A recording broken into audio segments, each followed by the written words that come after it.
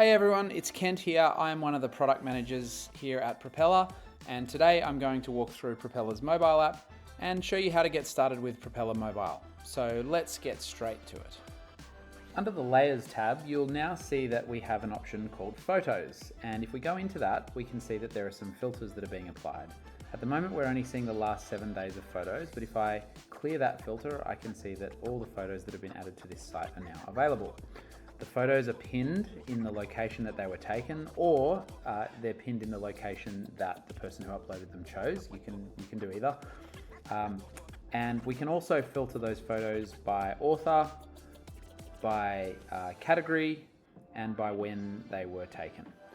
So we can see here all the photos here. Let's say we were only interested in photos that were related to underground services that are gas. And then you can see that we just filter back to that single photo that Kev has taken. Tap on the photo and you can see the photo in its full size.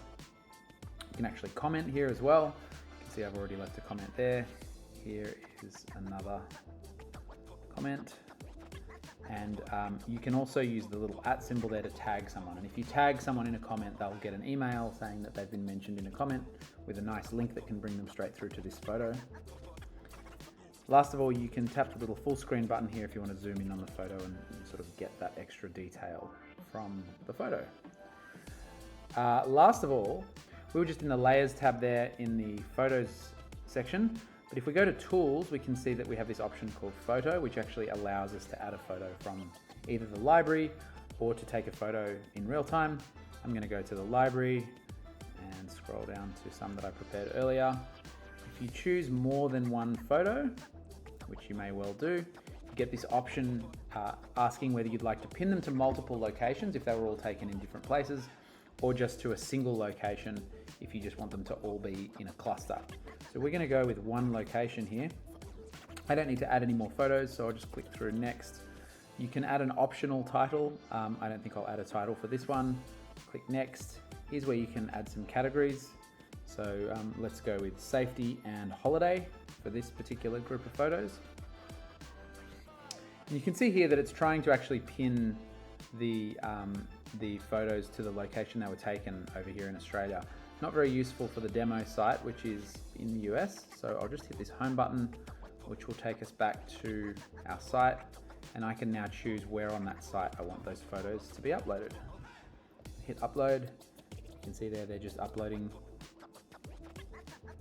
And now we have the photos on the site, but you can see we can't see them with our current filters. So we just need to go in and clear our filters because we're looking at all the photos that are tagged underground services. So if we clear that filter, we should be able to see, there we go, the photos that I just uploaded. You can pop in there and have a look at them in the way that we did before.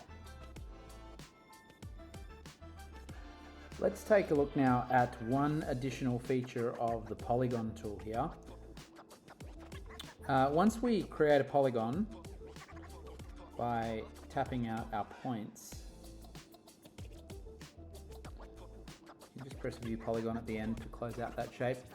You can see that we see an elevation heat map for the area that we've drawn a polygon. Now this is a fairly small area, so the elevation heat map doesn't tell us all that much. But we have a drop down here which allows us to choose various surfaces that are in the platform as a design file, and we can compare our current survey to those surfaces to generate a heat map. So if we have a look at the design file here, this is the final design for this section, we can see that we're now viewing the heat map for the comparison between the current survey surface and that design.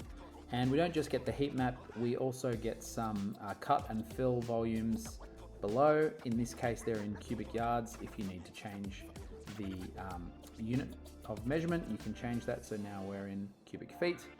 And you can obviously select any of the design files that you have uploaded in the platform to compare the current survey surface against.